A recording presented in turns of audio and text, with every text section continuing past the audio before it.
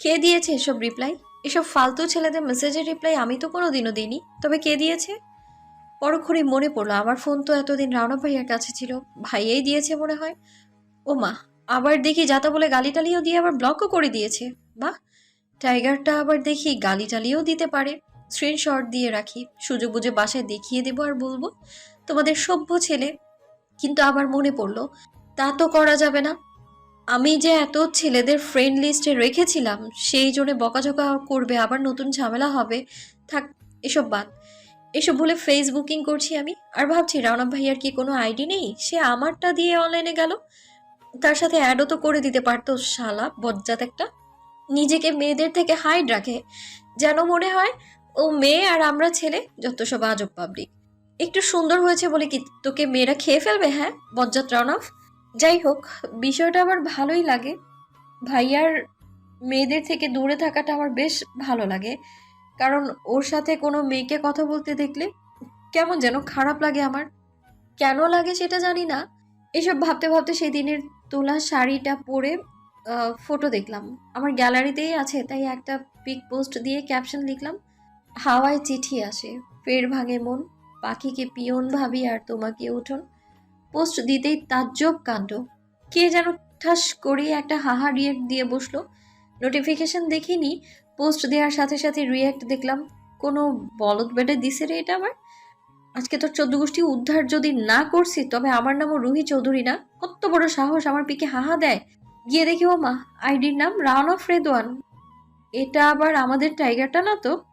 প্রোফাইলে কোনো পিক নেই, শুধু অ্যাপ্রন পরা হাফ পিক দেয়া। কোনো এডুকেশন স্ট্যাটাসও দেয়া নেই। কভার ফটো দেয়া দেখি কতগুলো বেলি ফুলের এক মুঠো করা একটা ছোট্ট একটা পিচ্চির হাত। পোস্ট কয়েকটা দেয়া, কিন্তু তাও নিজের পিক না। কি ডাক্তারি এগুলো, হ্যান ত্যান ঘোড়ার ডিমের কথা লেখা। সেখানে আবার কয়েকটা রিয়্যাক্ট। ধুর, এটা কোনো ছেলেদের আইডি হলো? আমার পোস্টে 100 রিয়্যাক্ট না পড়লে পোস্টই ডিলিট করে দিই আমি। আর এ তো দেখছি কয়েকটা রিয়্যাক্ট এও কিছুই করেনি। বাই দ্য ওয়ে, আমি অ্যাড কিভাবে হলাম? এর মাঝে তো আমি কারো রিকোয়েস্টই অ্যাকসেপ্ট করিনি। তবে কি এটা রাওনা ভাইয়া? হতে পারে। ভেবেছিলাম সব পোস্টে হাহা দিয়ে দিয়ে আসবো, সেই যেই হোক না কেন। কিন্তু এটা হয়তো রাওনা ভাইয়াই, তাই সে মনে হয় নিজেকে নিজেই অ্যাড করেছে। আমি তার প্রোফাইল থেকে বেরিয়ে গেলাম। যা ভাবছিলাম গোষ্ঠী উদ্ধার করব, এখন তো নিজেই উদ্ধার হলাম। পরক্ষণেই মনে পড়লো রাওনা ভাইয়ার চিঠির কথা। সে বলেছিল ঘন ঘন পিকে আপডেট না দিতে। ধুর, এখন তো দেখি অন্য কিছু ছেলে হাহা দিয়েছে। রাগ করার বদলে মনটা খারাপ হয়ে গেল। তাই কোনো কিছু না ভেবে পোস্টটা ডিলিট করে অফলাইনে চলে গেলাম। কিছুই ভাল লাগছে না। নিচে গিয়ে একটু রাফার সাথে সময় দিয়ে রুমে আসতে না আসতেই মাগরিবের আজান হলো। নামাজ শেষ করে পড়তে বসলাম। কাল থেকে নতুন পড়ায় জয়েন দিতে হবে। পড়া শেষ করে এশারের নামাজ পড়ে ঘুম রাজ্যে পাড়ি দিলাম। স্বপ্ন দেখবো বলে রাওনা ভাইয়া, তুমি আমার পাশে কেন? আমি সব সময় তোর পাশেই থাকবো, রাখবি আমায়? হ্যাঁ, কিন্তু তুমি আমাকে আবার বকবে না তো? বলো। না রে ফড়িং, আমি তোকে বকি না তো। তুই তো খুব ছোট, এখনো যথেষ্ট অ্যাডাল্ট নয়। যখন হবি তখন আর বকবো না। সত্যি? হ্যাঁ, আমি যা করি আমার ভালোর জন্যই ফড়িং পাখি। আচ্ছা, তুমি রোজ রোজ এসে আবার চলে যাও কেন? জানো আমার তোমায় খুব মনে পড়ে ভাইয়া। কে বলেছে যাই? আমি আছি তো সব সময় তোর মনের শহরে। এই শহরে তুই যেখানেই হারাবি আমার মাঝে। দূরে কোথাও যাওয়ার রাস্তা তোর জন্য বন্ধ ফড়িং। তুই তো আমার সব ফড়িং। তাই? সত্যিটা বলছো ভাইয়া? আচ্ছা, তুমি কি আমার ভালোবাসো? বলো না ভাইয়া, চুপ করে আছো কেন? বলো না। এই ভাইয়া। রুহি আপু। কে রে? ভাইয়া কোথায় গেল? কোন ভাইয়া আপু, কার কথা বলছো? এই তো এইখানে। কই, এখানে তো কেউ ছিল না। আমি তোমার রুমের পাশ দিয়ে যাচ্ছিলাম, দেখলাম তুমি ঘুমের ঘরে কি যেন বলছো। ও ও কিছু না, স্বপ্ন দেখছিলাম। ও আচ্ছা আপু, তুমি নাকি আমার সাথে পড়তে যাবে? 6টা তো বেজে গেছে, যেতে হবে না? হ্যাঁ যাবো, তুই নিচে যা, আমি ফ্রেশ হয়ে আসছি। আচ্ছা। আমি ফ্রেশ হয়ে নামাজ পড়ে জিন্স আর টপস পরে চুলগুলো ছেড়ে দিয়ে মোটামুটি রেডি হয়ে নিচে গেলাম। চল রাফা, অনেকটা লেট হয়ে গেছে। আচ্ছা চলো। ওই রুহি, না খেয়ে কোথায় যাচ্ছিস? না না, আম্মু খাওয়ার সময় নেই। দাঁড়া, একটু খেয়ে যা, আমি খাইয়ে দিচ্ছি। আরে, হা কর। জোর করে আম্মু খাইয়ে দিতেই বেরিয়ে পড়লাম। এত সকালে রিক্সাও পাইনি, তাই হেঁটেই গেলাম, পৌঁছেও গেলাম। গিয়ে স্যারের বাসায় দরজায় নক দিলাম, সাথে সাথেই খুলে দিল। রাফাকে ওর স্যারের কাছে দিয়ে আমি গেলাম তোফাজ্জল স্যারের কাছে। স্যার দরজা খুলেই জিজ্ঞেস করলো, কে তুমি? কাকে চাই? আসসালামু আলাইকুম স্যার, আমি রুহি। ওয়ালাইকুম আসসালাম। কোন রুহি? স্যার, রওশন চেয়ারম্যানের মেয়ে। ও, রাওনাফের বোন তুমি? আগে বলবে তো, বয়সও হয়ে গেছে তো সব কিছু ভুলে যায়। আজকে আরও আগে আসার কথা ছিল তো। হ্যাঁ সরি স্যার, একটু লেট হয়ে গেছে। আচ্ছা, ভিতরে এসে বসো। স্যার পড়া দেখিয়ে দিল, আমিও পড়লাম। পড়া শেষ করে রাফাকে ওর স্কুলে দিয়ে কলেজে গেলাম। উফ, কত চাপ! নিজেকে এতটা ব্যস্ত করতে আমার একদমই ভালো লাগে না। কি যে করি, ভালো রেজাল্টেরও দরকার। যা পাই তাই যথেষ্ট মনে করি আমি। কিন্তু রাউন্ড অফ বেটা আমায় জ্বালিয়ে মারবে। আরে বেটা, তুই ভালো রেজাল্ট করছিস, কর না। আমায় নিয়ে তোর সমস্যা কি আমি তো বুঝি না। যন্ত্রণা, কথা যখন দিয়েছি কথা তো রাখতেই হবে। কলেজে ঢুকে ক্লাস শুরু করলাম। ক্লাস শেষে ফ্রেন্ডদের সাথে একটু কথা বলে বেরিয়ে যেতে নিলেই পেছন থেকে নাজমুল ডাক দিল। কি হয়েছে, ডাকলি কেন রে? না তেমন কিছু না, তাড়াতাড়ি বল, কি বলবি? এত তারা কিসের? আহ, এত কথা না বাড়িয়ে বল না, কি বলবি? আমার বাসায় যেতে হবে, ক্লান্ত লাগছে আমার। আমায় এখনো আনব্লক করিসনি যে? এখন আমি কি উত্তর দেব? ওকে তো আমি ইচ্ছে করে আনব্লক করিনি, বলে তো কষ্ট পাবে। থাক, কোনো রকম আজকে কাটিয়ে নি, পরে দেখা যাবে বিষয়টা। সরি নাজমুল, মনে ছিল না। মনে ছিল না নাকি ইচ্ছে করে করিসনি? রুহি, আহ, তেমন কিছু না, তুই মন খারাপ করিস কেন? এত উতলা কেন হয়েছিস বলতো? কি আমার স্পেশাল লোক আমি যে আমার আইডিতে থাকতেই হবে? তার মানে তুই আমার ব্লক তুলবি না রুহি? না, তুলবো না, শর্ত। মেজাজ খারাপ করিস না তো। বললাম আমার বাসায় যেতে হবে, তারপরেও ঝামেলা করছিস। তুই এমন বিহেভ করছিস কেন? হ্যাঁ করছি, ভালো করছি। সেটা আমার ইচ্ছে। করবো না তোকে আনব্লক, কি করবি তুই? রুহি, এরপর চিল্লানিতে বাকিরা চলে এসে নাজমুলকে নিয়ে গেল, আর আমি বাসায় এসে পড়লাম। এসে ফ্রেশ হয়ে খেয়ে নিলাম। এর মাঝেই বিকেলে ছোঁয়া আমাদের বাসায় আসছে। কেন আসছে আমি জানি না, ওর তো এই সময় আসার কথা ছিল না। ও এসে আম্মুর সাথে কুশল বিনিময় করলো। আম্মু আমায় বলল, রুহি, তুই ছোঁয়াকে নিয়ে রুমে যা, তোরা গল্প কর, আমি নাস্তা দিচ্ছি। আচ্ছা আম্মু। বাহ রুহি, পরিপাটি হয়ে গেছিস এখন। রুমটাও গোছানো কত সুন্দর। আগে যখন আসতাম আমি নিজে গুছিয়ে দিতাম। এই তো সেদিনও দিলাম। এই একদম অপমান করবি না, ও নিজ থেকেই গুছিয়েছে। মন চেয়েছে তাই। এতে আবার পরিপাটি কি হলো? হ্যাঁ, না না দোস্ত, তুই স্বীকার কর, তুই কিন্তু ইদানিং অনেক পরিবর্তন হয়েছিস। ইস, বলছে তোরে। না না, শোন না আমার কথা। আরে শোন না রুহি, আমার কথাটা আগে। তুই কিনা সেই মেয়ে যে ইম্পর্টেন্ট ক্লাসও মিস করেছিস। সব সময় আড্ডার কথা যার মাথায় থাকতো তুই হলি সেই মেয়ে। চল ঘুরতে যাই, চল নতুন সিনেমা এসেছে হলে, চল যাই। সারাক্ষণ এসব মাথায় থাকতো। বাড়ি ফেরার যার বিন্দু মাত্র ইচ্ছে ছিল না, সেই কিনা আজকে বাড়ি ফেরার জন্য নাজমুলের সাথে ঝগড়া পাঠিয়ে দিল তাড়াতাড়ি বাড়ি ফিরবে বলে। বিষয়টা আজব নয় বল? এই তুই চুপ করবি নাকি আমাকে চুপ করাতে হবে? ওকে ওকে ওকে। হাসতে হাসতে পেটে হাত দিয়ে বলছে, কিন্তু রুহি, কথাটা কিন্তু সত্যি, তুই বদলে গিয়েছিস। হঠাৎই আগের মতো আর নেই। আমি তো ভাবছি অন্য কিছু। অন্য কিছু আবার কি? তুই প্রেমে টেমে পড়িসনি তো আবার? কি রে? প্রেমে পড়েছি কি না ছোঁয়ার প্রশ্নটা শুনতে কেমন যেন একটা অনুভূতি কাজ করলো মনে। আচ্ছা, আমি কি সত্যি চেঞ্জ হয়ে গিয়েছি? এই তো কালকে আম্মুও বলল, তবে কি আমি প্রেমে পড়েছি? এসব ভাবতে ভাবতে আম্মু ডাক শুনে ছোঁয়াকে বললাম, তুই বস, আমি শুনে আসি আম্মু কেন ডেকেছে। আচ্ছা। আমি নিচে যেতেই আম্মু ছোঁয়া আর আমার জন্য কিছু খাবার ট্রেতে দিয়ে বলল, যা, এইগুলো ছোঁয়াকে নিয়ে দে আর গল্প কর। আচ্ছা আম্মু। বলে রুমের দরজার কাছে গিয়ে দেখি ছোঁয়ার হাতে আমাদের ফ্যামিলি ফটো ফ্রেম। আমাকে দেখা মাত্রই ও ফটোটা সাইডে রেখে গুছিয়ে বসে পড়লো। আমি ট্রেটা টেবিলে রেখে ওকে খেতে বললাম, আর ও খেতে খেতে বলল, রুহি, একটা প্রশ্ন করি, যদি কিছু মনে না করিস। কি মনে করবো আজব, বল কি বলবি। আচ্ছা, ফটোতে ওই তো পাশের ছেলেটা কি তোর ভাই? হ্যাঁ, তুই তো চিনিস ভাইয়াকে, কত দেখেছিস আমাদের বাসায় এসে। এই নতুন করে জিজ্ঞেস করছিস কেন আবার? না, অনেকদিন পর তার চেহারাটা চোখের সামনে ফুটে উঠলো তাই। ও, তোর মনে আছে যখন জিসান ভাইয়া দেশে এসেছিল, আমি যখন তোদের বাসায় আসতাম, ভাইয়া আমাকে কি বলে খেপাতো? হ্যাঁ হ্যাঁ, অবশ্যই।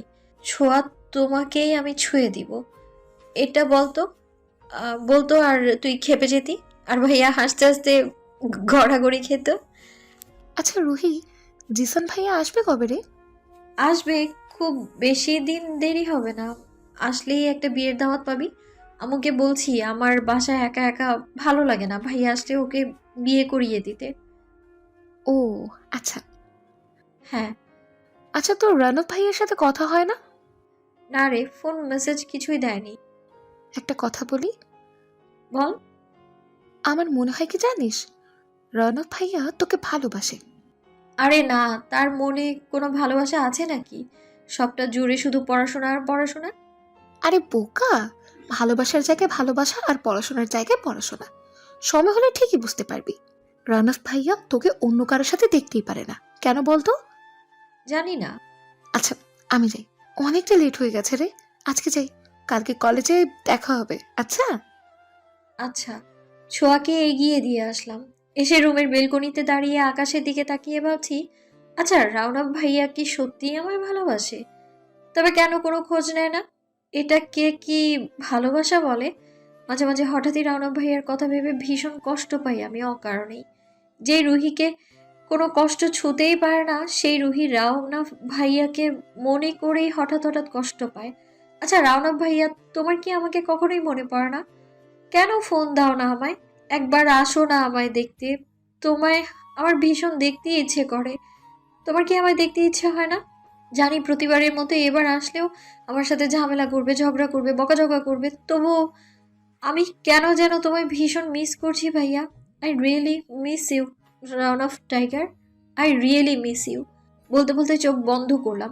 হঠাৎ কেন যেন মনে হলো আকাশ থেকে কেউ একজন বলছে, I miss you too my foreign bird.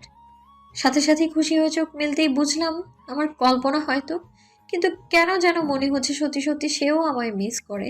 হঠাৎ দেখলাম ফোনটা বেজেই যাচ্ছে। ফোনের শব্দে চোখ একটু মেলতেই ঘড়ির দিকে তাকিয়ে দেখি রাত 12:30 বাজে।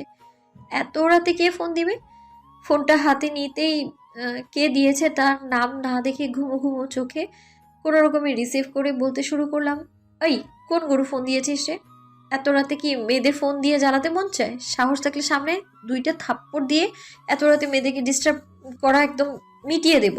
খচ্চর যেন কোথাকার।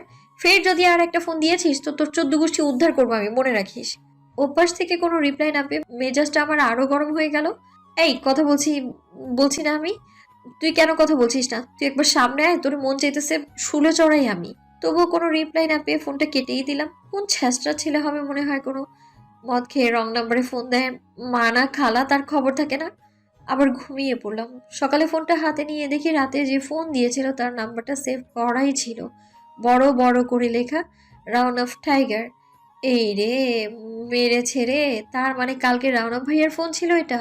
এবার কি হবে? এবার আসলে তো উল্টা আবার শুলে চড়াবে। ভাবতেই মাথায় আরো গুলিয়ে গেল আমার। কি করিস তুই রুহি? যতই ঘুম আসুক একটু দেখবি তো কার নাম সেভ করা। এবার তো তোরে খেয়ে ফেলবে রয়্যাল বেঙ্গল টাইগারটা। এর মাঝেই আম্মু রুমে এসে হাজির।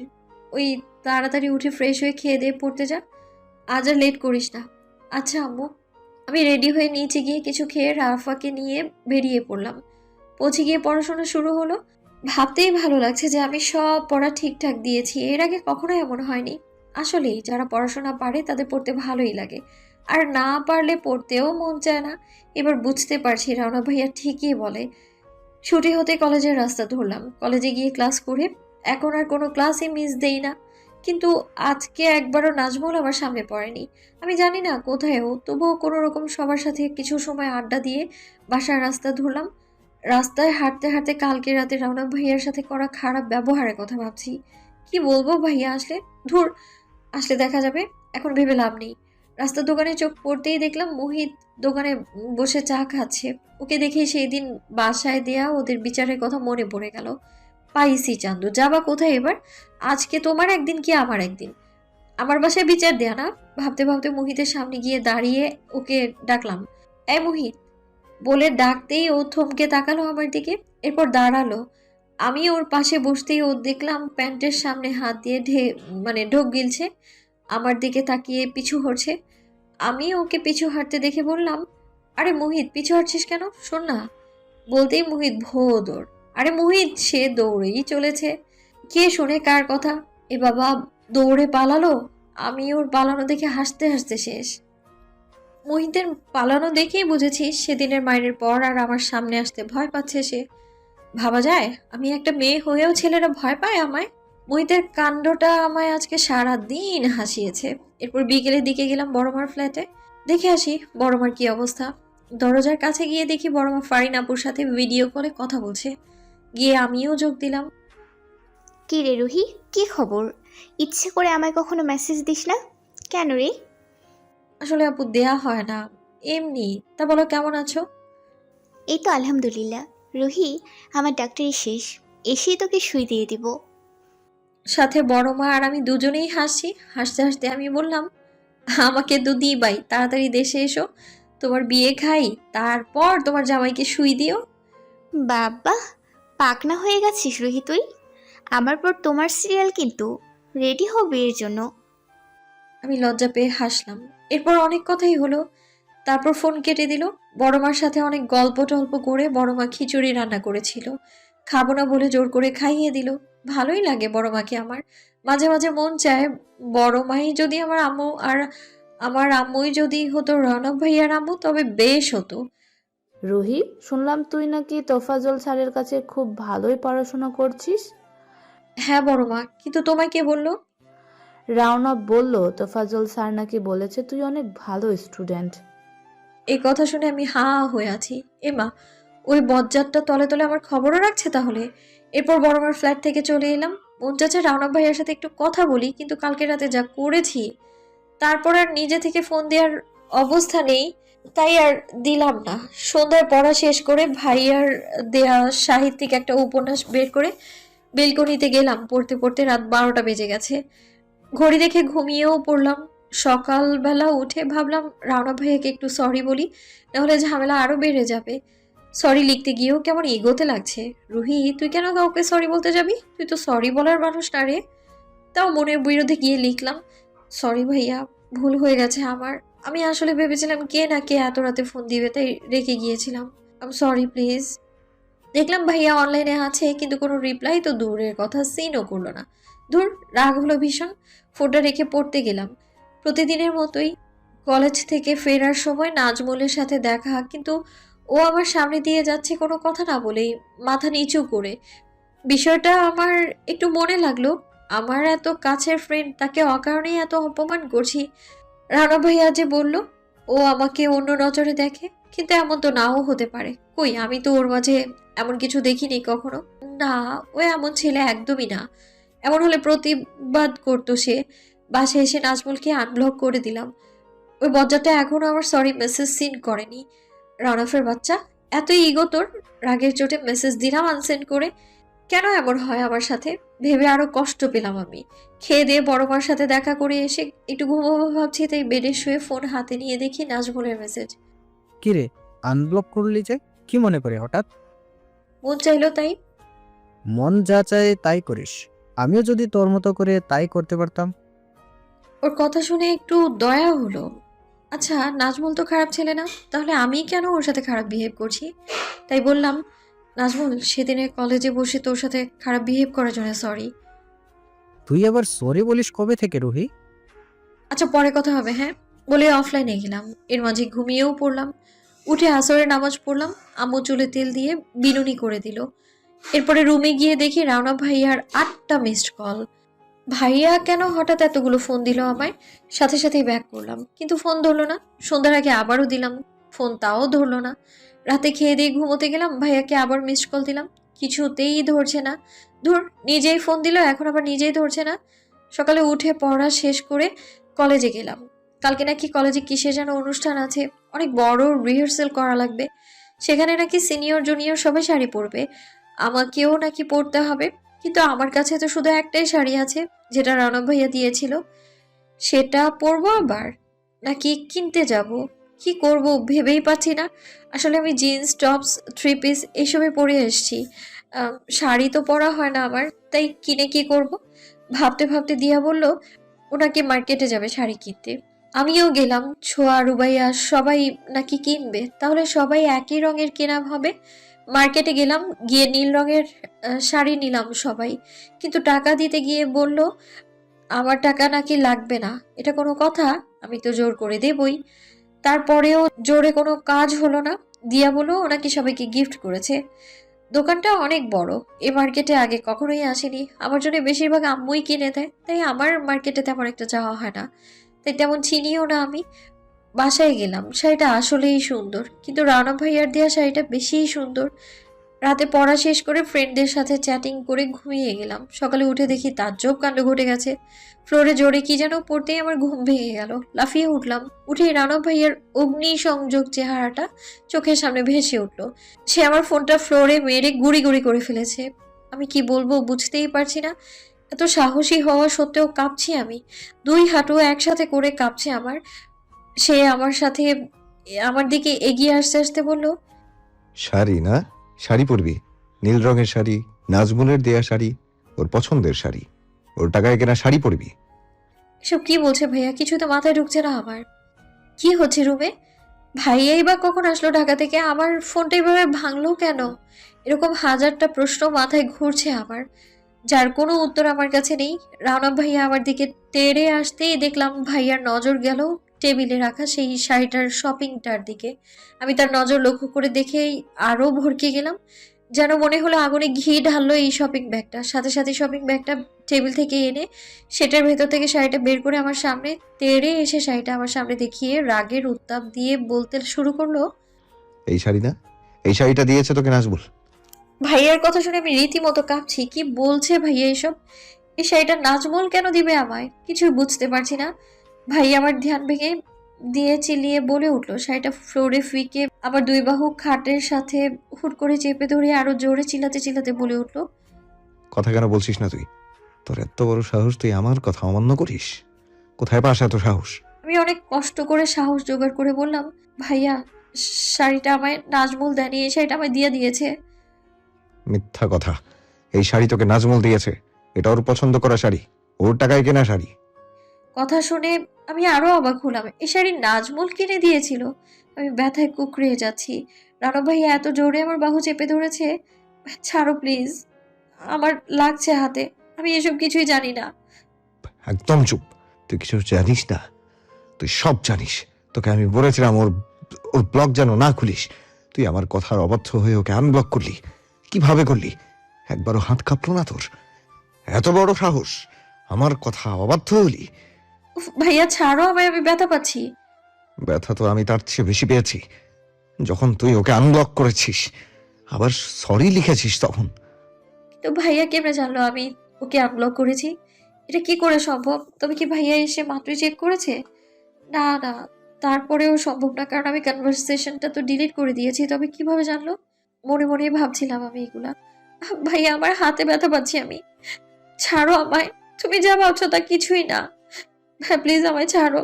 ভাইয়া আমার হাত ছেড়ে দিয়ে আমার দুই গালে হাত রেখে কাঁদো কাঁদো কণ্ঠে বলতে লাগলো, তুই কেন বুঝিস না ফরিং? তোকে আমি অন্য কারোর সাথে কল্পনা করতে পারি না? তুই কেন আমার কথা অবাধ্য হোস?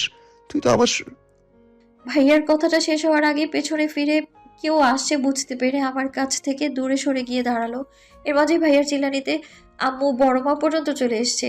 আম্মু বাসায় নেই, কি কাজে যেন বাইরে গেছে জানি না আমি। আম্মু এসেই বলল, কি হয়েছে? জিনিসপত্র ভাঙার শব্দ কোথা থেকে আসলো রুহি? আমি আরো জোরে কাঁপছি। আমি জানি না কি হতে চলেছে। রানা ভাইয়ার চেহারার দিকে তাকিয়ে দেখলাম সে অগ্নিরূপে হাঁপাচ্ছে। বড় ভাই এসে আমার পাশে বসে জিজ্ঞেস করলো, কি হয়েছে রে রুহি? এভাবে কাঁপছিস কেন? আমি বড় মার কথার জবাব না দিয়ে ভাইয়ার দিকে তাকালাম। ভাইয়া আমার দিকে তাকিয়ে সাথে সাথে বলে উঠলো, তোমার এই মেয়েকে বিয়ে দাও ছোট মা। এই বাড়ির মান সম্মান খাবে। কি হয়েছে রণব বাবা? আমি তো কিছুই বুঝতে পারছি না। আমায় একটু বুঝিয়ে বল প্লিজ। বুঝিয়ে বলার মতো কিছুই নাই ছোট মা।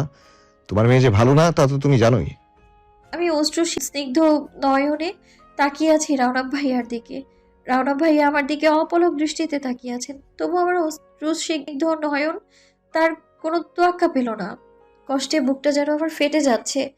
এর মাঝে আম্মু বলে উঠল, রুহি কি করেছিস বল, আমায় কি তুই বাঁচতে দিবি না? আম্মুর কথা যেন ভেতর থেকে আরো ব্যথায় কুঁকড়ে উঠছি আমি। রানা ভাই আমার ড্রেসিং টেবিলে রাখা ফুলদানিটা সজোরে ফ্লোরে ফেলে খান খান করে দিয়ে রুম থেকে বেরিয়ে যেতে যেতে বলল, ছোট মা বেরিয়ে এসো, তোমার সাথে কথা আছে। এই কথা বলে ভাইয়া আম্মুকে নিয়ে চলে গেল। জানি না কি বলবে ভাইয়া। আমি খুব বড় কোনো অন্যায় করেছি কি? আমার জানা মতো এই শাড়ি আমার দিয়া কিনে দিয়েছে, বড় মা, বিশ্বাস করো। আর ভাইয়া বলছে এটা নাকি আমার ফ্রেন্ড নাজমুল দিয়েছে। এসব ভাইয়া কি বলছে বড় মা? থাক, তুই কাঁদিস না রহিমা, আমি ওর সাথে কথা বলে দেখি ও কি জন্য এমন করেছে। বড় মা আমার চোখের পানি তার আঁচল দিয়ে মুছে দিয়ে একটু আলতো চুমু খেয়ে চলে গেল। সাথে সাথে আমি ভাবছি, সত্যি কি এই শাড়ি নাজমুলের দেয়া? এই জন্যই কি আমার থেকে টাকা নেয়নি? ভাবতেই বিষয়টা আমার খটকা লাগলো। বড় মার থেকে চেয়ে ফোনটা নিলাম আমি। নিজের ফোনটা ফ্লোর থেকে উঠিয়ে সিম চেঞ্জ করে নিলাম বড় মার ফোন থেকে। কোনো কিছু না ভেবেই দিয়ার কাছে ফোন দিলাম। হ্যালো রুহু, হ্যাঁ বল, আমার একটা সত্যি কথা বলবি দিয়া? কি হয়েছে? তোর কণ্ঠ এমন লাগছে কেন রুহি? তুই আগে বল, কালকের এই শাড়িটা তুই কিনে দিয়েছিলি আমায়? আমি সত্যি উত্তরটা শুনতে চাই দিয়া। কোথাও কি কোনো ঝামেলা হয়েছে রুহি?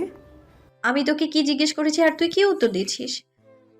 আসলে কি আসলে বল দিয়া, বল আসলে কি?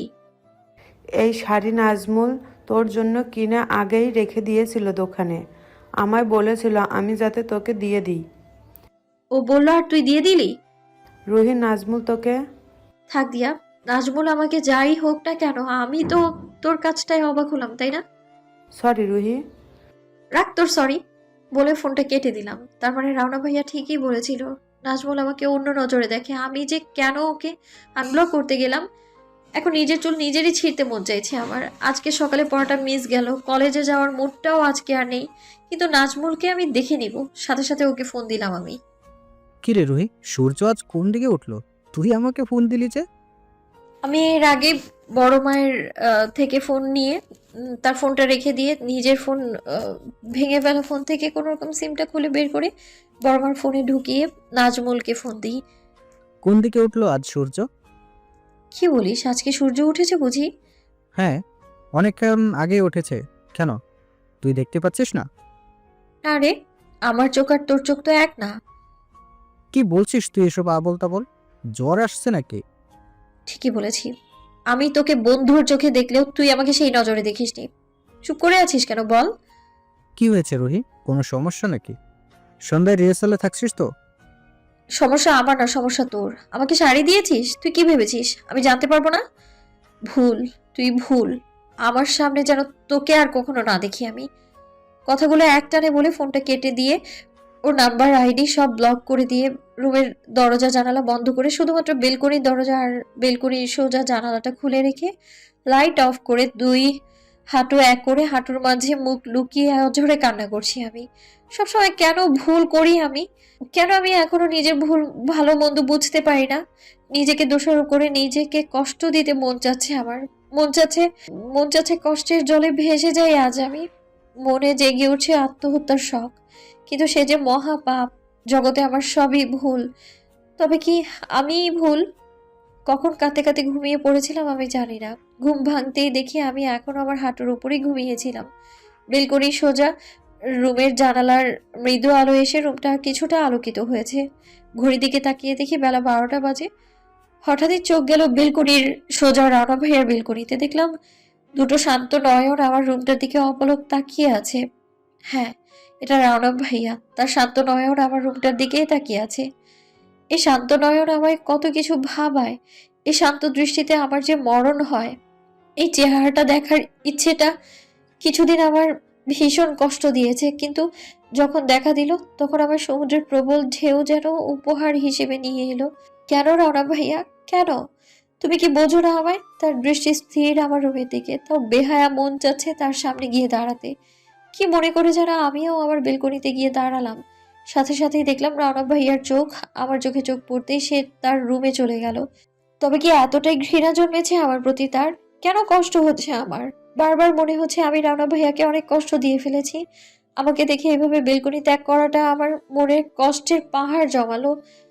এর মাঝেই রুমের দরজায় কয়েকবার নক করার শব্দ পেয়ে দরজাটা খুলে দিলাম। দেখলাম বড় মা এসছে, তার হাতে ভাতের প্লেট। রুহিমা, আজ সারা সকাল কিচ্ছু খায়নি। তোর জন্য শিউলিও ভীষণ কষ্ট পাচ্ছে, কাঁদছে ও। খেয়ে নে না মা, প্লিজ। আমি বড় মার দিকে এক নজর তাকিয়ে তার ফোন থেকে আমার সিমটা বের করে নিয়ে ফোনটা তার হাতে দিয়ে বললাম, এ নাও বড় মা, তোমার ফোন। আর আমার খিদে নেই। খিদে নেই মানে? রুহিমা, আমি জানি তোমার অভিমান হয়েছে। কান্না করে চেহারাটা ফুলিয়ে রেখেছিস। এই রাউন্ড অফ টাকেও যে কি করব আমি। কিছু করতে হবে না বড় মা, আসলে আমিই ভালো না। আচ্ছা বড় মা, আব্বু কখন আসবে বাসায়? জানি না। কেন, কি হবে রৌশনকে দিয়ে? একটু কথা ছিল আব্বুর সাথে। চলে আসবে। শোন রুহিমা, খাবারের সময় আড়ি করতে হয় না। দুঃখই না হয় আমার ইচ্ছে। কি বলছিস আবল তাবল? এসো মা, খাইয়ে দিই। প্লিজ বড় মা, রিকোয়েস্ট করছি, চলে যাও প্লিজ। আমায় একটু একা থাকতে দাও প্লিজ, তোমার পায়ে পড়ি আমি। হ্যাঁ, কেউ যেন আমার জোর না করে খাওয়াতে না আসে প্লিজ। না আম্মু আর না রাওনা ভাইয়া। বড় মা আমার দিকে কিছুক্ষণ তাকিয়ে খাবারের প্লেট টেবিলে রেখে আমার পাশে বসে চোখের জল মুছে দিতে দিতে বলল, খেয়ে নিস মা, দয়া করে, না হলে শরীর খারাপ করবে। এরপর সে চলে যেতেই আমার নিঃশব্দে কান্নার আওয়াজ শুনতে পেল না কেউ। আম্মু কি হয়েছে? তুই কি জীবনেও ভালো হবি না? 17 বছরের একটুখানি মেয়েটাকে আসলেই জ্বালিয়ে মারিস। আরে কি করছো? এই জন্য তুমি আমাকে রান্নার খুঁতি দিয়ে কেন তাড়া করছো? থামো আম্মু। কি সমস্যা তোর? হ্যাঁ, মেয়েটা কি তোর শত্রু? ছোট্টবেলা থেকে ওকে জাগিয়েছিস, আর আজ বড় হয়েছে তাও কেন এমন করছিস? ও ভুল করবে, তার শাস্তি তো ওকে পেতেই হবে, তাই না? ও ভুল করে আর তুই সবকিছু ঠিক করিস না, সাধু তুই? হ্যাঁ অবশ্যই, আমি ওর মতো কারো অবাধ্য নই। দেখ রাউন্ড অফ, আমি অত শত বুঝি না। রুহি না খেয়ে আছে, আর না খেয়ে থাকলে ওর শরীর খারাপ করে। যেভাবে পারিস ওকে খাইয়ে যা। না খেয়ে থাকুক, তাতে আমার কি? তোর কি মানে? তুই বেরোবি আমার বাড়ি থেকে, রুহিকে খাইয়ে বাসায় ঢুকবি, এর আগে না। আরে আম্মু কি করছো? এইভাবে টেনে কোথায় নিয়ে যাচ্ছো? এই বাড়ির দরজা তোর জন্য বন্ধ। আম্মু, রুহি না খেয়ে আছে সেটাই দেখলে সবাই, তবে আমি যে এখনো খাইনি সেটা কেউ কি জানে? ওর জন্য আমার বুকে ঠিক কতটা যন্ত্রণা হচ্ছে সেটা কি কেউ জানে? ওর যতটা কষ্ট হচ্ছে সেম কষ্ট আমারও হচ্ছে, কিন্তু যা কাউকে বোঝাতে পারবো না। ফরিং ছাড়া যে আমার দুনিয়া অন্ধকার। তুই তো আমার সব ফরিং, কেন যে বুঝিস না? তোকে আমি অন্য কারোর সাথে কল্পনাও করতে পারি না। ছোটবেলা থেকে একটা অভ্যেস আমার, কষ্ট পেলেই শাওয়ার নিই। যতক্ষণ কষ্ট হয় ভিজতে থাকি। ঝর্ণা নিচে কখনো কখনো অজ্ঞানও হয়ে গেছি আমি। আজও তার ব্যতিক্রম হলো না। ছুটে গেলাম শাওয়ার নিতে। আমার চোখের অশ্রু আর ঝর্ণার পানি ক্রমশই মিশে যাচ্ছে। কষ্টগুলো এখনই ধুয়ে নেওয়া যাক। অনেকক্ষণ পর কেমন যেন সবকিছু ঝাপসা লাগছে। দুটি নয়ন বন্ধ হয়ে আসছে আমার। নিজেকে বেডে শুয়ে থাকতে দেখে অবাক হলাম। আমি বেডে কখন আসলাম? চোখ কোনো রকম টিপ টিপ করে খুলতেই দেখলাম রাওনা ভাইয়া অস্থির চেহারায় কপাল কুঁচকে বেডের পাশে চেয়ার নিয়ে আমার দিকে দৃষ্টি দিয়ে তাকিয়ে আছেন। আর মাথার কাছে ঘুরিয়ে দেখলাম বড় মা আমার মাথায় জলপট্টি দিয়ে দিচ্ছেন। আর আম্মু পায়ের কাছে বসে কান্না করছে আর আমার পায়ের তলা মালিশ করে দিচ্ছিল। আম্মু, তুমি কাঁদছো কেন? সাথে সাথে আম্মু আমার দিকে করুণ দৃষ্টি দিয়ে তাকিয়ে রইলেন, কিছু বললেন না। বড় মা বলল, রুহি, তুই কেন জেদ করে বলছিস বলতো? কেউ বকলেই ভিজে ভিজে একেবারে ঠান্ডা লাগিয়ে দিস। বড় মা, আমি তো ওয়াশরুমে ছিলাম, আমি বেডে আসলাম কিভাবে? আর ড্রেসই বা কে চেঞ্জ করলো? তুই অজ্ঞান হয়ে পড়েছিলি ওয়াশরুমে, রাওনা তোকে এনে আমাদের ডেকে দিয়েছে। আমি রাওনা ভাইয়ার দিকে এক পলক তাকাতেই সে তার দৃষ্টি সরিয়ে নিলেন। আমার মাথাটা হঠাৎ ব্যথায় আহ বলে চিল্লিয়ে উঠতেই রাওনা ভাইয়া একটা থার্মোমিটার আমার মুখে দিয়ে আর কপালে হাত দিয়ে থার্মোমিটার বের করে বললেন, রুহির জ্বর তো অনেক বেড়েছে, ওকে হসপিটালে নিতে হবে আম্মু। কি বলিস রনফ? রুহির আব্বুও তো বাসায় নেই, জরুরি কাজে ঢাকায় গেছে, তাহলে হসপিটালে কে নিয়ে যাবে এখন ওকে? আমার তো অনেক কাজ বাকি আছে। তুমি চিন্তা করো না ছোট মা, আমি নিয়ে যাব। শিউলি, তুই এখনো খাসনি? জাগিয়ে খেয়ে নে। কতক্ষণ না খেয়ে থাকবি? কত কাজ পড়ে আছে। না বাবু, আমার খিদে পায়নি। সে কি ছোট মা, বিকেল হয়ে গেছে, তুমি এখনো খাওনি? আম্মু যাও, তুমি খেয়ে নাও। যা শিউলি, খেয়ে নে, রুহিকে আমি খাইয়ে দিচ্ছি। এরপর রওনা ভাইয়া আম্মুকে জোর করে নিয়ে গেল খাওয়ানোর জন্য। এটা বলতে বলতে চলো ছোট মা, তুমি এখনই খাবে? না, রনফ, রুহি আগে খেয়ে নিক, তারপর খাই। একটাও কথা নয়, ও এখনই খেয়ে নেবে, তুমি চলো। আম্মু আর রওনা ভাইয়া চলে গেল। বড় মা ভাত এনে মাখিয়ে আমায় খাইয়ে দিল। কষ্ট করে হলেও অল্প কিছু খেয়েছি আমি। জ্বরে সবই তিক্ত লাগছে আমার। আচ্ছা, রওনা ভাইয়া কেন এমন করে? আমার সাথে যখনই আসে তখনই কোনো না কোনোভাবে আমায় বিপদে ফেলে, বকাঝকা করে, আম্মুর কাছে বকা খাওয়ায় আমায়, আবার নিজেও মারে, বকে, জ্বালায়, যা মন চায় তাই করে। যখন সে না থাকে, কই এমন তো হয় না। আমি তো ভালোই থাকি। তবে কি তার থেকে দূরে থাকাটাই আমার জন্য শ্রেয়? সে কি আমাকে এতটাই ঘৃণা করে? শুধুমাত্র ছোট বোন হিসেবে শ্রদ্ধা করে আমায়? তবে কি আমাকে দায়িত্ব ভেবেই করে? বড় মা আলমারি থেকে আমার জন্য ব্লু রঙের 3 পিস এনে পরিয়ে দিয়ে চুলটা বেঁধে দিল। যেই একটু বসালেন, এর মাঝে রওনক ভাইয়া এসে বলতে লাগলো, আম্মু, তোমার প্রেশারের ওষুধ খাওয়ার সময় হয়ে গেছে, যাও বাসায় গিয়ে ওষুধটা খেয়ে নাও। হ্যাঁ, তুই রুহিকে ধরে নিয়ে যা, ও হেঁটে যেতে পারবে না।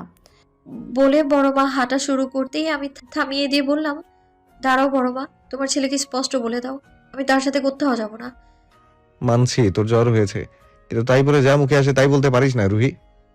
সে কি কথা রুহিমা, তোর জ্বর বেড়েছে, রওশন বাসায় নেই, ও নিয়ে যাবে হসপিটালে। আমি ঠিক আছি বড় মা, আমার হসপিটালে যাওয়ার কোনো প্রয়োজন নেই। জেদ করে না রুহিমা।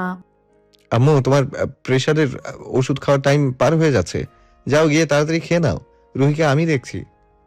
আচ্ছা।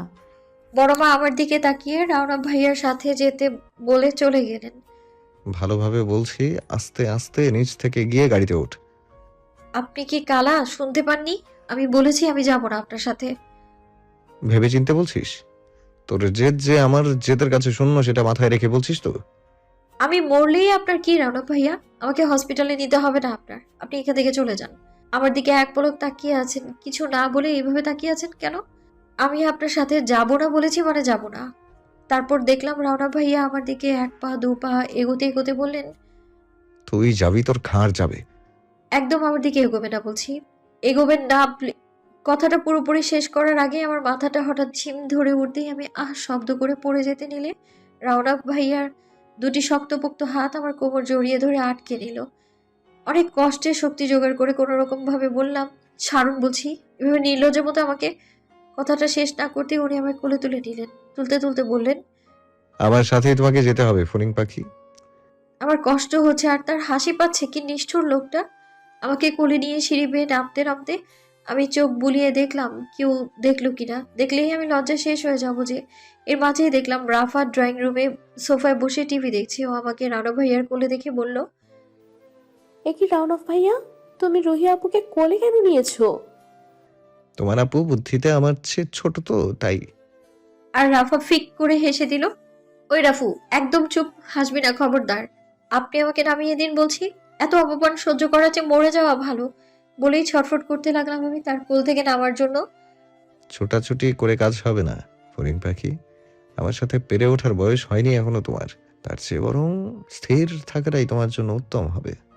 আবারও হাঁটা শুরু করে গাড়ির দরজা খুলে আমায় ড্রাইভিং সিটের পাশের সিটে বসিয়ে নিজেও ড্রাইভিং সিটে বসে পড়লো। গাড়ি স্টার্ট দিলেন। মন চাচ্ছে তাকে একদম ধুয়ে দিই আমি, কিন্তু মনোবল থাকলে শরীরে তো শক্তি নেই আমার। তাই চুপচাপ বসেই রইলাম। হসপিটালে পৌঁছে আমায় গাড়ি থেকে বের করে দাঁড় করিয়ে গাড়ি লক করে দিলেন। আমার হাত ধরতে আমি ছিটকে দূরে সরে গেলাম। রানা ভাইয়া যে কয়বার হাত ধরলো আমি ছিটকে গিয়ে ফেলে দূরে সরলাম। তারপর উনি অধৈর্য হয়ে বললেন, রুহি, পাবলিক প্লেসে কি শুরু করলি? তুই পড়ে যাবি কিন্তু, হাতটা ধরতে দে। আমি পড়ে মরে গেলেই বা আপনার কি? আপনার তো আর প্রেমিকা নই আমি। ঠাঁটিয়ে এক থাপ্পড় মারবো। ধমক শুনে চুপসে গেলাম আমি। সাথে সাথে আমার হাতটা ধরে আগলে নিয়ে ডক্টরের কাছে গেলেন উনি। ডক্টর আমায় সুই পুশ করলো। আসলে আমি যতই সাহসী মেয়ে হই না কেন, ছোটবেলা থেকেই ইঞ্জেকশন ভয় পাই আমি। ডক্টর আমায় ইঞ্জেকশন পুশ করার সময় আমি ভাইয়ার হাতে জোরে খামচি দিয়ে ধরতে তার সাদা ধবধবে হাত থেকে সামান্য রক্ত বের হয়ে গেল। ডক্টর আমায় কিছু বলতে যাবেন, তখন ভাইয়া থামিয়ে দিয়ে বলল, ছোট মানুষ, বাদ দিন। ডক্টর ওষুধ লিখে দিয়েছে, সেগুলো কিনে আমায় আবারও গাড়িতে উঠিয়ে নিয়ে এলেন। আমায় নামিয়ে দিয়ে বললেন, তুই যা, আমার একটু কাজ আছে। আমি কিছু না বলে চলে এলাম। এসে ফ্রেশ হয়ে একটু শুয়ে পড়লাম। তখনই ঘুমের এসে ধরা দিল, সাথে স্বপ্নরাও। ওই রুহি, উঠ খেয়ে নে মা, উঠ। আমি চোখ টিপ টিপ করে খুলে দেখলাম আম্মু আমায় খাবার হাতে নিয়ে ডাকছে। কি হয়েছে আম্মু? একটু শুয়েছিলাম, তুমি কেন ডাকছো? উঠ খেয়ে নিবি, না হলে শরীর আরো খারাপ হবে। খেয়ে তো হসপিটালে গেলাম, এখন আবার খাবো? হ্যাঁ খাবি, বুবু বলেছে তুই অল্প খেয়েছিস, এখন আবার খাবি। আমিও চুপচাপ খেয়ে নিলাম। ডাক্তার যা যা ঔষধ দিয়েছে তা খেয়ে নে। রওনা বলল কিছু খেয়ে নিয়ে এক্ষুনি ওষুধ খেতে। কথাটা বলেই আম্মু চলে গেল। আমি ঔষধ খাই আর না খাই, ওই টাইগারে কি তাতে? ও তো আমায় ভালোবাসে না, তাহলে দরদ কেন দেখায় এত? আজব পাবলিক। খাবো না আমি ওষুধ। কি করবি তুই? মরবো আমি। বিড়বিড় করে বলে শুয়ে পড়লাম আবার। ভাই আমায় বিয়ে করবে? তোর মতো ফালতু মেয়েকে আমি বিয়ে করব? আমি একদমই ফালতু না। তুই ফালতু না, কিন্তু বদমাইশ। তুমি আমায় এত অপমান করে কেন রানা ভাইয়া? তুমি জানো আমি তোমাকে কি তুই আমাকে? আমি তোমাকে ভালোবাসি ভাইয়া। কি আবার বল। আমি তোমাকে। আমায় মারলে কেন ভাইয়া? হাই ফরিং, ওঠ। এমনি গালে হাত দিয়ে কি বলছিস? তুমি আমায় মারলে কেন? আজব, আমি তোকে কখন মারলাম আবার? এখনই তো মারলে। আমি শুধু বলেছি আমি তো। দেখ রুহি, তোর জ্বর হয়েছে ঠিক আছে, কিন্তু এমন আবল তাবল বলা বন্ধ কর।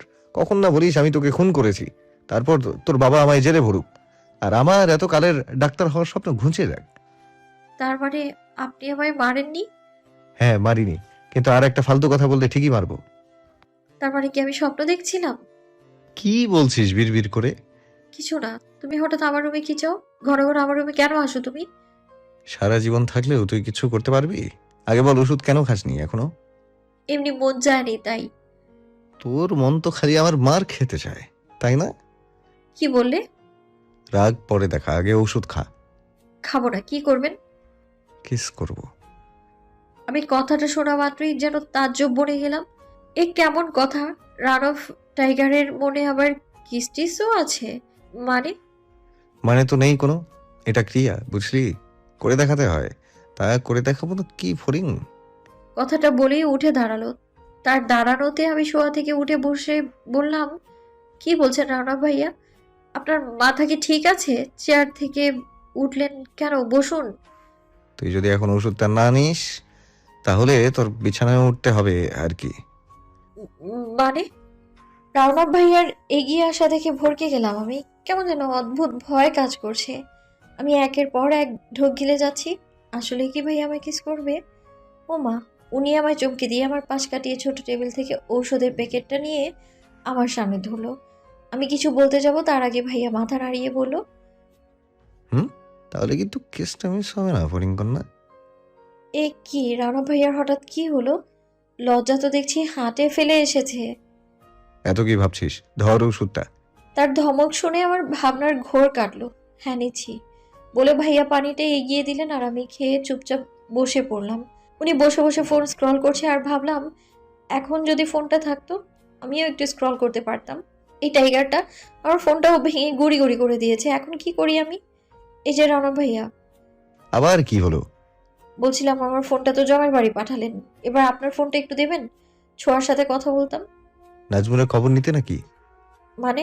দেখেন ভাইয়া, আপনি কিন্তু বারবার আমায় ভুল বুঝছেন। তাই? নাজমুলের খবর আমার কাছেও আছে, বললে আমিই দিতে পারি। হ্যাঁ, আপনার কাছে ওর খবর থাকুক না থাকুক তাতে আমার কি। একদম বাজে কথা বলবেন না। আমি বাজে কথা বলি? নয়তো কি? আপনি এমন ঝগড়া কেন করেন বলুন তো ভাইয়া? এভাবে মেয়েদের সাথে পায়ে পাড়া দিয়ে ঝগড়া করতে আসেন কেন আপনি? তা কোন মেয়ের সাথে ঝগড়া করতে গেলাম আমি? কেন আমার সাথে? এই তো বাঁধিয়ে দিলেন ঝগড়া। তুই কোন মেয়ে? মানে? আমার তো মনে হয় না তুই কোনো মেয়ে। তাহলে আমি কি? তুই তো মহিলা। ফোনটা দিবেন কি না নে। বলে ফোনটা হাতে ধরিয়ে দিয়ে বেলকনিতে চলে গেলেন। রানা ভাইয়া শুনুন না, আবার কি? আমার ডায়েরিটা এনে দিন তো। তারপর ভাইয়া ডায়েরিটা এগিয়ে দিয়ে আবারও বেলকনিতে চলে গেলেন। আমি ছোঁয়ার সাথে কথা বলে ফোনটা ফেরত দিলাম। বিকেল গড়িয়ে রাতও শেষের দিকে। দিনের বেলায় ঘুমিয়েছি, তাই রাতে আর ঘুম ধরাই দিচ্ছে না আমায়। নিলাম একটা উপন্যাসের বই হাতে, পড়তে পড়তে রাত বেরোবো আমি। শেষ রাতে একটু ঘুমিয়েছিলাম, উঠে ফজরের নামাজ পড়ে এখন শরীরটা একটু ফুরফুরে লাগছে আমার, জ্বরটাও একটু কম। নিচে গিয়ে আব্বুর সাথে ফোনে কথা হলো, জিসান ভাইয়ার সাথেও হলো। তারপর খেয়ে দিয়ে বেরোলাম। গন্তব্য তোফাজ্জল স্যারের প্রাইভেট। পড়া শেষ করে কলেজে গেলাম। ক্লাস শেষে ফ্রেন্ডদের গোল মিটিং চলছে, তবে এখানে নাজমুল বাদে বাকি সবেই আছে। আমিও ওর কথা জিজ্ঞেস করিনি, ওর জন্যই এত ঝামেলা হলো ভাবতে মেজাজটা খারাপ হয়ে যায় আমার। লক্ষ্য করে দেখলাম রুবাইয়া হঠাৎই একা একা রাগে কটমট করছে। তাই আমি প্রশ্ন করলাম, কিরে রুবু, তোর আবার কি হয়েছে? রাগ দেখাচ্ছিস যে? আরে দেখতে পাচ্ছিস না ওর দৃষ্টি কোন দিকে? লক্ষ্য করে দেখলাম রেজওয়ান ভাই আর জুই ম্যাম হেসে হেসে কথা বলছে, সেই দিকে তাকিয়ে দৃষ্টি দিয়ে রেগে ফেটে যাচ্ছে রুবাইয়া। হ্যাঁ, তো তাদের দেখে তুই কটমট করছিস কেন রে রুবু? রুহি, তোকে পরে বোঝাবো, এখন চুপ। মানে কি? কি হয়েছে রে দিয়া? ছোঁয়া, তোরা কিছু জানিস না যে? আসলে হয়েছে কি, রুবাইয়া আর রিজওয়ান ভাইয়া প্রেম করে বুঝলি। এখন জুই ম্যামের সাথে রিজওয়ান ভাইয়ার হেসে হেসে কথা বলছে, তাই ও এমন কটমট করছে। বলতেই ফিক করে হেসে দিল সবাই। কিরে রুবু, আমায় কিছু জানালি না? কতদিন ধরে চলছে? এই তো 2-3 দিন হলো। তোকে কিভাবে জানাবো? তুই না আসিস অনলাইনে, না ঠিকমতো আড্ডায় বসিস, খালি পড়াশোনার পেছনেই তো আছিস। সে না হয় বুঝলাম, কিন্তু তারা হেসে হেসে কথা বললে সমস্যা কি? এত রাগের কি আছে? হুম, রুহি, তুই এখনো বাচ্চাদের মতো কথা বলছিস। জেলাস বুঝলি? যাকে যে ভালোবাসে সে তাকে অন্য একজনের সাথে সহ্য করতে পারে না। তাই নাকি? যাকে যে ভালোবাসে সে তার পাশে অন্য কাউকে সহ্য করতে পারে না? না বাবা, পারে না। এবার চল বাসায় যাওয়া যাক। তখনই আমার মাথায় এলো এক শয়তানি বুদ্ধি। মাঝে মাঝে আমারও মনে হয় রানব ভাইয়া ভালোবাসেন আমায়, সে আমার পাশে অন্য কাউকে সহ্য করতে পারে না। তাহলে কি সেও জেলাস ফিল করে? এবার বিষয়টা একটু বাঁচিয়ে দেখতে হয়। কোথায় যাবা চান্দুর রাউন অফ টাইগার? ভালো তোমার আমায় বাসতেই হবে। কলেজ থেকে ফেরার পথে আমি, সৌরভ, ছোঁয়া একসাথে হেঁটে যাচ্ছি। অন্যদিন নাজমুলও থাকে, কিন্তু আজ নেই। যতই হোক জানতে এবার চাইতেই হবে, এই সৌরভ আজকে নাজমুলকে একবারও দেখলাম না তো কলেজে। দেখবি কেমনে? ও হসপিটালে ভর্তি। আমি এখন হসপিটালের দিকেই যাচ্ছি ওকে দেখতে। কেন, ওর আবার কি হলো? সে তো কালকেও তো আমার সাথে ফোনে কথা হলো। কি হলো হঠাৎ? হাত পা ভেঙে ফেলেছে, কিন্তু কে ভেঙেছে তা ও বলতে পারছে না। মানে এটা কেমন কথা? ওর পা কে ভেঙেছে সেটাও তো বলতেই পারছে না। না, শুধু বলল যে ওকে নাকি কে মুখোশ পরিয়ে কিডন্যাপ করেছিল, তারপরে মেরে একদম অজ্ঞান করে ফেলে গেছে রাস্তায়। সৌরভের কথা শুনেই আমার কেমন যেন কোথাও একটা খটকা লাগলো। রানা ভাইয়া যে কালকে বলল সে নাজমুলের খবর জানে, বিষয়টা কেমন যেন গুলিয়ে যাচ্ছে, কিছুই বুঝতে পারছি না। আচ্ছা, নাজমুলের এখন কি অবস্থা? বেঁচে আছে, তবে হাত পা ঠিক হতে সময় লাগবে। চল যাবি দেখে আসি। না না, তুই যা, আমার বাসায় কাজ আছে। এমনিতেই ওকে নিয়ে এত ঝামেলা হলো, তারপর আর নাজমুলকে দেখতে যাওয়া ঠিক হবে না আমার, তাই গেলাম না। রানা ভাইয়া জানলে তুলকালাম করে তুলবে। সৌরভ চলে গেল, এর মাঝেই ছোঁয়া আমার কানে ফিস ফিস করে বলল, রুহি, তুই কি কিছু বুঝতে পারছিস? কালকে তোর রানা ভাইয়াকে হঠাৎ আমাদের বাসায় থেকে চমকে গেছিলাম। গিয়ে আমার থেকে নাজমুলের চাচাতো বোন রুমির নাম্বার নিল আর নাজমুলের ফ্যামিলি সম্পর্কে জানতে চাইলো। বিষয়টা তোর খটকা লাগছে না রুহি? হ্যাঁ, কি বললি? রওনক ভাইয়া রুমির নাম্বার দিয়ে কি করবে? সে কেন রুমির নাম্বার নিতে যাবে? ভাইয়া একদমই এমন ছেলে না ছোঁয়া। ওরে আল্লাহ, তোর রানা ভাইয়া রুমির সাথে প্রেম করবে তাই নাম্বার নিয়েছে? দেখ ছোঁয়া, সিরিয়াসলি বলছি, ফাজলামো বাদ দে। রানব ভাইয়ার নামে একদমই বাজে কথা বলবি না, ঠিক হবে না কিন্তু বলে দিচ্ছি। ওরে জেলাস রুহি। পাগলের মতো হাসা বাদ দিয়ে বল আসল কথা কি? আরে বাবা, রুমি আপুর বিএফ আছে, তুই এখানে জেলাস হলি কেন বলতো রুহি? কিছু না, এমনি। আচ্ছা, নাজমুলকে মারলোটা কে? আমি তো সেটাই বলছি, নাজমুলকে মনে হয় রানা ভাইয়াই মেরেছে। হ্যাঁ, কিন্তু কেন? সেই দিন শাড়ি নিয়ে ঝামেলা হওয়ার পর রানফ ভাইয়া মাথা ঠিক নেই। রানফ ভাইয়াকে বাসায় দেখে আমি বুঝতে পেরেছি যে এমন কিছুই হতে চলেছে। তার মানে আমায় গাড়ি থেকে নামিয়ে রাওনা ভাইয়া তোদের বাসায় গিয়েছিল? হ্যাঁ, বিকেলের শেষের দিকে। আর নাজমুলকে মনে হয় রাতে মেরেছে। আজকে ওই টাইগার রাওনাফের খবর আছে, সে নাকি ডক্টর হবে, মানুষের জীবন দান করবে, উল্টো জীবন নিচ্ছে সে। আসছি আমি রাওনাফ টাইগার, তোর 12টা বাজাতে আসছি আমি। আমার কথা শুনে ছোঁয়া হেসে ফেললো। তুই রানফ ভাইয়ের কি 12টা বাজাবি? তারে দেখলে তো তোরই 14টা বাজে। আমাদের সামনে সিংহের মতো করলেও রানফ ভাইয়ের সামনে বিড়াল রুহি। বলল, কথাটা ছোঁয়া ঠিকই বলেছে। যত চেষ্টা করি রানফ ভাইয়ার সামনে সাহস শক্তি একদমই ফুরুত করে উড়ে যায় আমার। ছোঁয়া রিকশায় উঠে ওদের বাসার দিকে গেল। আমাদের বাসা আবার উল্টো পথে, তাই ভাবলাম হেঁটেই যাই। ভাবতে ভাবতেই রাওনাফ ভাইয়ার গাড়ি এসে সামনে হাজির। গাড়ি থামতেই ইশারায় আমায় উঠতে বলল। আমি কোনো গুন্ডার গাড়িতে উঠি না, বুঝলেন? কারে বলছিস? এখানে আপনি ছাড়া আর কেউ আছে বলে তো আমি দেখতে পাচ্ছি না। ফিক করে হেসে দিল। আমি তার দিকে তাকিয়ে অবাক হলাম। আমি তাকে গুন্ডা বললাম আর সে হাসছে। এমন তো কখনোই হয়নি। তারপর হাসি থামিয়ে বলল, আমি তাহলে গুন্ডাও হয়ে গেলাম? কোনো প্রমাণ আছে ফরিং? কিসের প্রমাণ? আমি যে গুন্ডা তার প্রমাণ? আসলেই তো আমার কাছে কোনো প্রমাণই তো নেই। ঠিকই তো, আমার কাছে তো কোনো প্রমাণ নেই। এটা ভেবে বোকা বনে মন খারাপ হয়ে গেল আমার। এই টাইগার রাউনাফটা এত শক্তিশালী কেন বুঝি না আমি। কোথাও তার সাথে পেরে ওঠা সম্ভব হয় না। যেখানে সবাই বলে আমার নাকি শয়তানি বুদ্ধি পেটে পেটে, তাও তার কাছে আমি ফেল হয়ে যাই। এই টাইগারটাকে যে কি করি, সব সময় বিপদে ফেলে আমায়। গাড়িতে উঠ। আমি যাব না, হেঁটেই যাব। এই রুহি, শুনে যা। হুম? ঠিক আছে, তাহলে তুই বাসা যা, আমি এক জায়গায় যাব। আমার ফোনটা তুই সাথে নিয়ে যা। ঠিক আছে, কিন্তু কই যাবেন? সবকিছুই তোর জানার কোনো প্রয়োজন নেই। ও, বুঝেছি। আবারও কোথাও গুন্ডামি করতে যাচ্ছেন, তাই না? আমার কথা শুনে বিরক্ত হয়ে ভ্রু কুঁচকে আমার দিকে তাকিয়ে রইল। কি হয়েছে, এভাবে তাকিয়ে আছেন কেন? ঠিকই তো বলেছি আমি। তুই বড্ড বেশি কথা বলিস ফরিং। এখন তোর সাথে কথা বলার সময় নেই। ভেবেছিলাম তোকে বাসায় দিয়ে তারপর যাব, কিন্তু তুই তো গেলি না। রানা ভাইয়া তার ফোনটা বের করে আমার হাতে দিতে দিতে বললেন কথাটা। হ্যাঁ, বুঝেছি আমি। ফোনটা আবার মারামারি করতে গিয়ে ভেঙে যাবে, তাই আমার কাছে রেখে যাচ্ছেন। আমি রওশন চাচ্চুকে আনতে যাচ্ছি। সে ঢাকা থেকে আসছে, তাই কাউন্টারে এগোচ্ছি। এবার হয়েছে শান্তি? আজকে আব্বু আসছে? কি বললাম এতক্ষণ? তো ফোন সাথে নিয়ে যান, না হলে আব্বুর সাথে কন্ট্যাক্ট কেমনে করবেন? না, আমার কাছে ছোট ফোনটা আছে। তোর খারাপ লাগলে বসে বসে ফোন টিপিস। যা, বাসায় যা, সাবধানে যাস। বুঝেছি, আপনার আসলে অন্য মতলব। আপনি মারামারি করতেই যাচ্ছেন, সব মিথ্যে কথা। তুই যদি আর একটা অহেতুক প্রশ্ন করেছিস না, ঠাঁটিয়ে দেবো এক থাপ্পড়। এটা তাকে রাগিয়ে দেওয়ার জন্য বললাম আমি। আমি বিরক্ত হয়ে বাসায় চলে আসলাম। ফ্রেশ হয়ে রানব ভাইয়ার ফোন স্ক্রল করছিলাম। ওমা, ফেসবুকে গিয়ে দেখি আমার আইডি লগ ইন করা, মেসেঞ্জার, ফেসবুক সব জায়গায়। তার মানে ভাইয়ার কাছে আমার পাসওয়ার্ড আছে, কিন্তু সে আমার আইডির পাসওয়ার্ড কই পেল? আবার হ্যাক করেনি তো? এই জন্যই নাজমুলকে আনব্লক করেছি যে ওকে সরি বলেছি, সেটা দেখে ফেলেছে। এইবার বুঝতে পেরেছি আমি, লোকটা কত বড় বজ্জাত।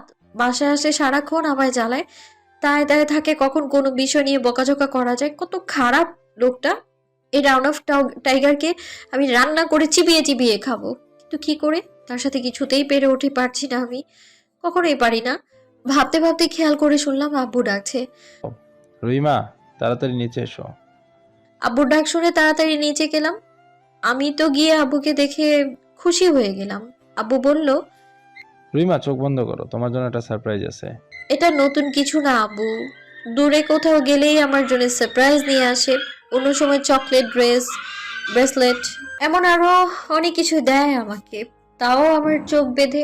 আমি নাকি ছোটবেলায় আবদার করেছিলাম আব্বুকে যে আমার জন্য যদি কিছু দেয় তাহলে যেন আমাকে চোখ বেঁধেই তারপর দেয়, তাহলে নাকি আমি বেশি খুশি হয়ে যাব। আর আব্বু সেটা আজ বড় হয়ে গেছি, 17 বছর বয়স, তবুও এখনো স্পেশাল কিছু আনলে চোখ বেঁধে নিতে বলে আমার।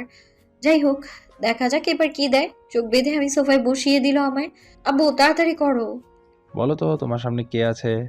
কে আছে আবার? তুমি? ওহো, আমি তোমার পেছনে। সামনে মুখটা ধরে ক্যাশ করো তো রহিমা। কে হতে পারে? কি করে ধরবো?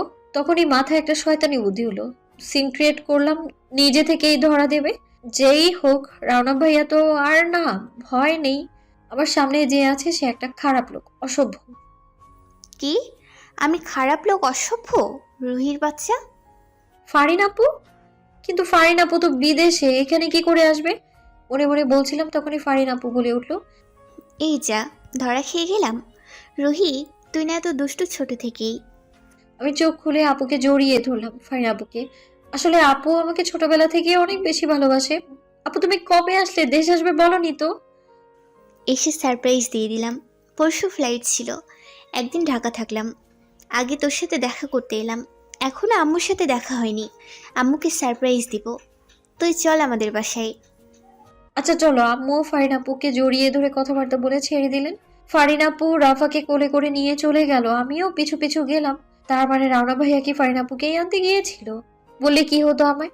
আমি কি বলে দিতাম নাকি বজ্জাত টাইগার একটা? বড় মা তাড়াতাড়ি এসো। কি হয়েছে রুহি? এসে ফারিন আপুকে দেখে যেন নিস্তব্ধ হয়ে গেছে, এক দৃষ্টিতে তাকিয়ে আছে ফারিন আপুর দিকে। ফারিন আপু গিয়ে বড় মাকে জড়িয়ে ধরল, আর বড় মা তাকে জড়িয়ে ধরে কান্না করে দিল। এই কান্না সুখের কান্না। এত বছর পর নিজের সন্তানকে দেখতে পেলে সুখ যেন জগতে ধরে না। কত ভালোবাসা ফারিন আপু আর বড় মার মাঝে। আর আমার আম্মু খালি বকাঝকা করে, দূরে গেলে বুঝতো তখন। কেঁদো না আম্মু, আমি চলে এসেছি তো, আর যাব না তোমার ছেড়ে। তুই আসবি বলেছিস, এবার হ্যাঁ। কখন ফ্লাইট হলো, কখন পৌঁছেছিস কিছুই জানি না কেন? সারপ্রাইজ দিলাম আম্মু। তোমার মেয়ে একজন ডাক্তার আম্মু।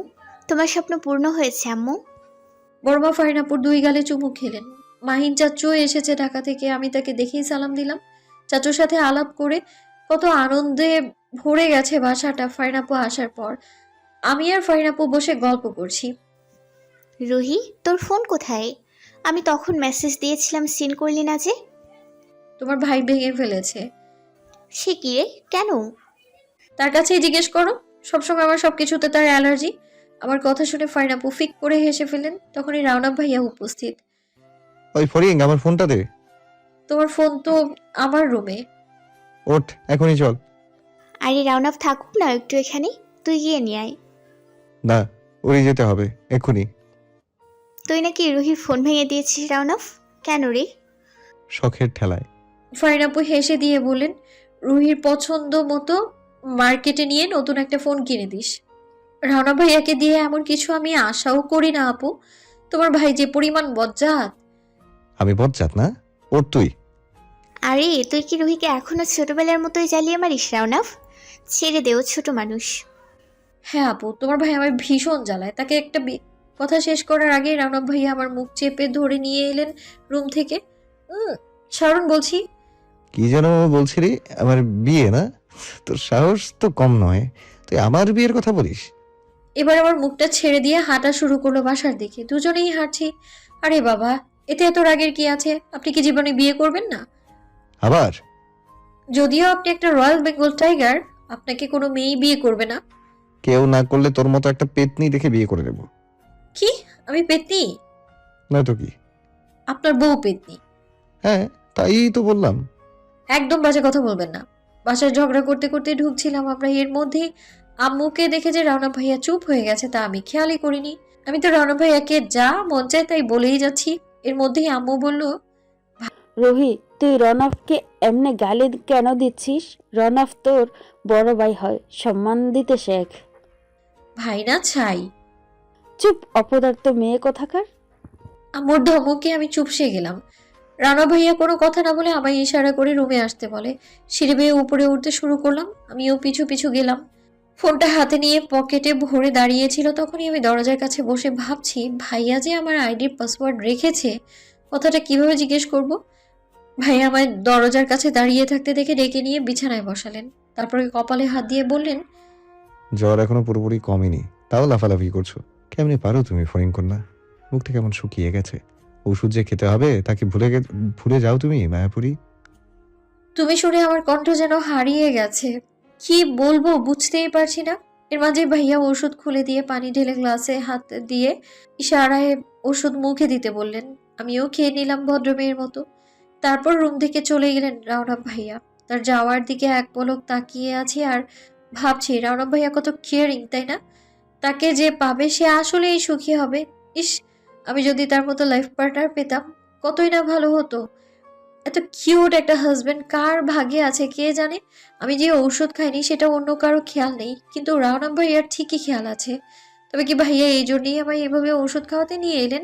ফোন কি তবে ছিল শুধু বাহানা মাত্র? এসব ভাবতে ভাবতেই মনে পড়লো, এই যা আমার আইডি পাসওয়ার্ড কই পেলো সেটাই তো জিজ্ঞেস করা হয়নি। ধুর, তার সামনে গেলে সব ভুলে যাই আমি। কি যে হয়ে যায় আমার, কিচ্ছু বুঝি না আমি। আমি যে কি করি নিজেকে।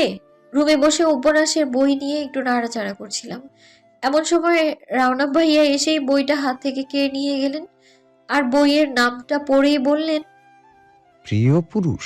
বাহ ফরিং, তুই দেখছি এইটুকু বয়সে একদমই ঠেকে গেছিস। মানে?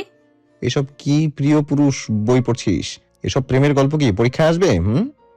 না, কিন্তু আমার এসব বই পড়তে ভালো লাগে। ওয়েট ওয়েট, তুই কি বললি? তোর প্রেমের বই পড়তে ভালো লাগে? হ্যাঁ, ভালো লাগে। তাহলে পড়াশোনা করে কি হবে? প্রেম কর না। আপনি তো দিচ্ছেন না প্রেম করতে, আপনার জন্যই তো আমার প্রেম হচ্ছে না। যে আসে তাকেও পিটিয়ে হসপিটালে ভর্তি করে দেন। তার মানে তুই প্রেম করতে চাইছিস? আমি কিছু বললাম না। এইটুকু বাচ্চা মেয়ে, সে নাকি আবার প্রেম করবে? তুই বুঝিস প্রেম কাকে বলে? হ্যাঁ, আমি সব বুঝি, আপনার মতো না। দাঁড়ান, এখনই ছোট মার কাছে বলে আসছি যে তার মেয়েকে যেন বিয়ে দিয়ে দেয়। বলেই হাঁটতে লাগলেন। আমি রাউন্ড আপ ভাইয়ার হাত ধরে বললাম, আরে ভাইয়া, আম্মুকে কেন টানেন বলেন তো? সে অযথাই ঝামেলা করে। এসব আপনার ভালো লাগে? হ্যাঁ, এসবই আমার ভালো লাগে। তুই আমার ছাড়। এখনই বলে আসি ছোট মাকে। না না ভাইয়া, প্লিজ, সরি, আমি তো ফাজলামো করছিলাম। আম্মুকে বললেন না প্লিজ। ওকে বলবো না, তবে আমার একটা শর্ত আছে। যদি তা মানতে পারিস তবেই বলবো না, নয়তো আরো বাড়িয়ে বলবো। আর রাউনাফ রেদওয়ান চৌধুরীকে বিশ্বাস করবে না এমন তো হবে না। আপাতত বিষয়টা সামলে নিই, তাহলে রৌনক ভাইয়াকে দিয়ে সবই পসিবল। হ্যাঁ হ্যাঁ, আমি আপনার সব শর্ত অক্ষরে অক্ষরে পালন করব। বলুন না কি করতে হবে। এই না হলে আমার ফড়িং। আমাকে বিপদে ফেলতে পারলেই টাইগারটার যে হাসি যেন একদম উপরে ওঠে। যত সব আজব পাবলিক, সময় আবারও আসবে, দেখে নিস তুই face to face. Rafia, Roshan, রুহিকে নিয়ে পড়েছিস না? তোর কপালে দুঃখ আছে রাউন্ড অফ টাইগার। হ্যাঁ বলুন রাউনক ভাইয়া, সব শুনবো আমি। আচ্ছা তাহলে শোন,